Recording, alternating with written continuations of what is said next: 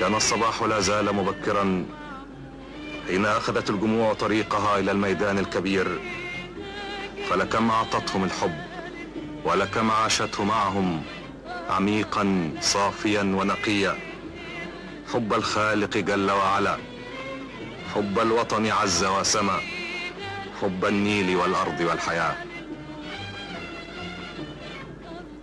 ويستمر التدفق على الميدان من كل صوب ومن كل اتجاه، ويضيق المكان على سعته حتى تزدحم كل شرفة أو نافذة تطل عليه، ويقفل كل شارع أو طريق يؤدي إليه.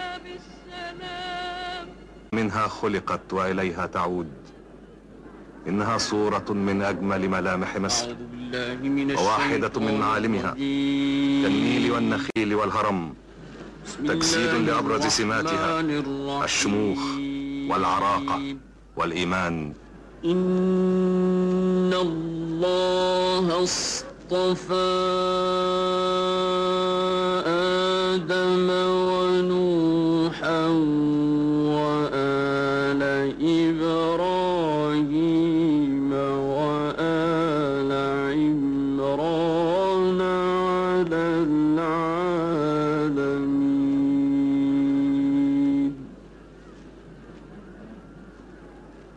ذرية بعضها من بعض والله سميع عليم.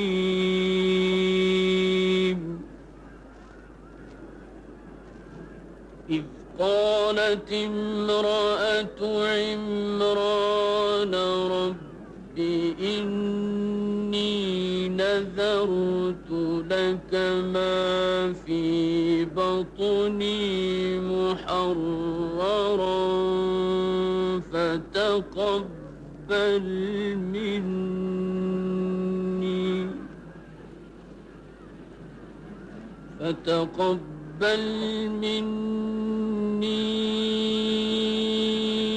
إنك أنت السميع العليم. وتتقاطر وفود المعزين من كبار رجال الدولة، ويصل مندوب السيد الرئيس محمد أنور السادات رئيس جمهورية مصر العربية ليشارك في وداع ابنة مصر العربية بنت أرضها الطيبة أم كلثوم.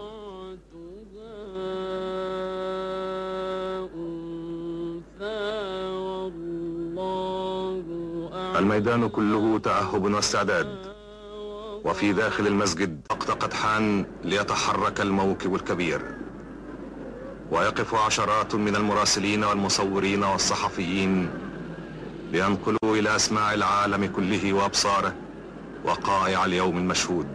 وساخنة الآهة الأخيرة تخرج من الصدور، والموكب الكبير يبدأ أولى خطاه من مسجد عمر مكرم إلى ميدان التحرير في قلب القاهرة. الموكب رسمي يظله الخشوع والإجلال والتسليم بإرادة الخالق سبحانه، يحيي ويميت وهو على كل شيء قدير. لا إله إلا الله، إنا لله وإنا إليه راجعون. لقد عرف الناس فيما عرفوا عن أم كلثوم إيمانها القوي بالله، وعلى طول الحياة ما توقفت قط عن ترديد ما يقرب بين العبد وربه، وما يعمق في الصدور والوجدان الإيمان بعظمة الباري جل شأنه. إن تفصل القطرة من بحرها ففي مداه منتهى أمرها، تقاربت يا رب ما بيننا مسافة البعد على قدرها. وعرف الناس فيما عرفوا عن أم كلثوم إيمانها العميق بعروبتها. وطنها مصر، وطنها كل الأرض العربية، وكما عاشت في قلب مصر عاشت في قلب كل قطر عربي. على امتداد الأرض العربية كلها كان انتظارها بالحنين والشوق مع مطلع كل شهر، وحين كانت تزور أي بقعة عربية كانت الحفاوة بها تفوق التصور. كم تغنت بأمجاد أمتها معبرة عما يصبو إليه الشعب العربي في كل مكان، وكم كان صوتها أداة تقرب المشاعر وتوحد الصفوف. ويمضي موكب الخلود في طريقه، وحين تطل أم كلثوم على ميدان التحرير تتلاطم أمواج البشر. كل من في الميدان يود أن يقترب من جثمانها، يلمسه بيديه، يملي عينيه بنظرة أخيرة، يلقي عليها نظرة الوداع. لقد عرف الناس فيما عرفوا عن أم كلثوم إيمانها الصادق بفنها. إنها فنانة الشعب التي أعطت وظلت تعطي، وقدمت فبذلت بسخاء، ذوبت الروح واعتصرت القلب، أنغاما تمسح آلام الكادحين، تضيء الأمل، تداوي الجراح، تعيد للحياة الفرحة، وتسعد وتبهج قلوب الملايين. أنا الشعب والمعجزة، أنا الشعب لا شيء لا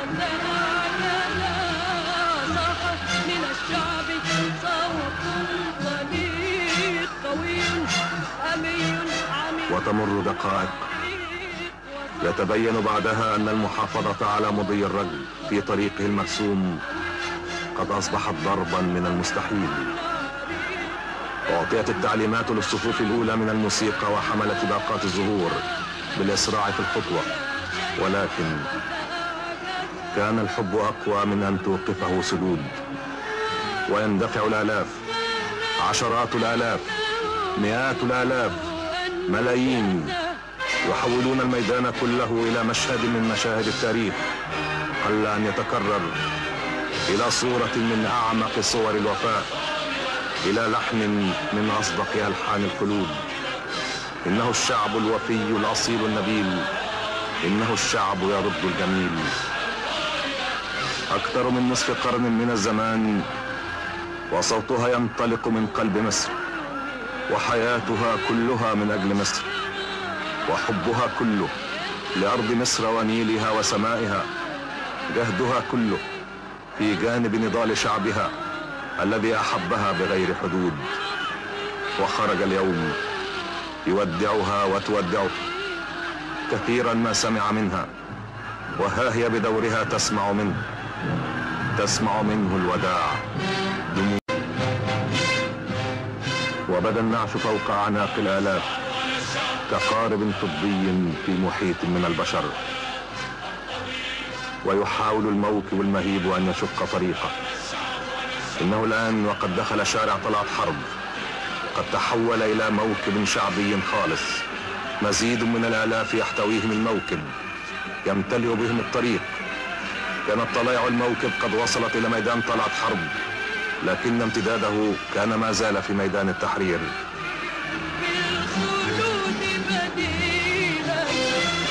أنا الشعب وأنا الشعب، أنا الشعب وأنا الشعب، لا أعرف المستحيل ولا أرتضي بالخلود بديلا. تضم الصديق وتمحو الدخيلة. أنا الشعب وأنا الشعب، لا أعرف المستحيل ولا أرتضي بالخلود بديلا. أنا الشعب وأنا الشعب.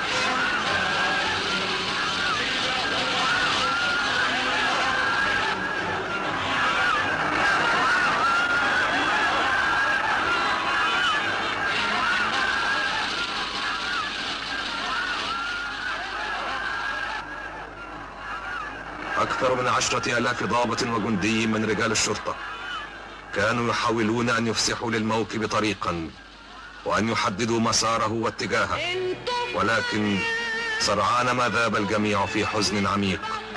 وأمام الحب والحزن اختلط الجميع واندفع الجميع.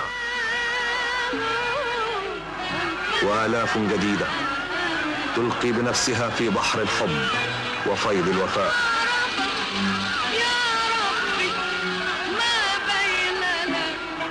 وحين يدخل الموكب بالمشقة والصعوبة والعناء شارع صبري أبو علم، تصر الجماهير على أن تحمل بنفسها أم كلثوم إلى مثواها الأخير.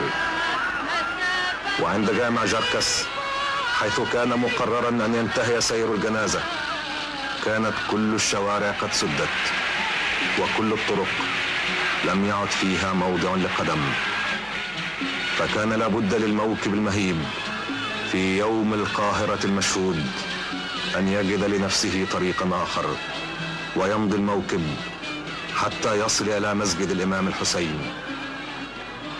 وفي أرجائه الطاهرة ارتفعت صلوات الآلاف على روحها الطاهرة قبل أن تحمل إلى حيث مصير كل إنسان. وهنا يطوي التاريخ صفحة حياة ويضم الثرى جسدا في حناياه، وكالنيل دافقا كل يوم في ربى مصر، وكالهرم شامخا إلى الأبد فوق أرضها. ستبقى أم كلثوم خالدة في ضمير شعب ووجدان أمة، خالدة في حمى الفردوس في رحاب الجنة.